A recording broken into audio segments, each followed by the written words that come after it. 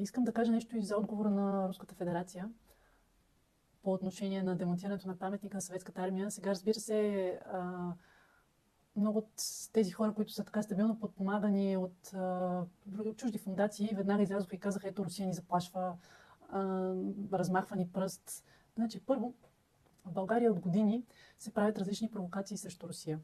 На хората, които управляват, знаят, че българският народ не мрази Русия.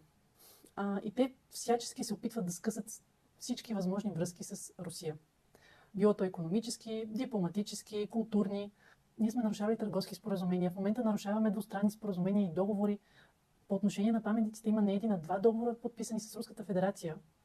Тоест, след разпада на Съветския съюз, с които се задължаваме взаимно да пазим културните си обекти и паметниците си. И целта на тези постоянни провокации е явно в момента, в който Русия все пак отговори по някакъв начин, ние да кажем: ето, Русия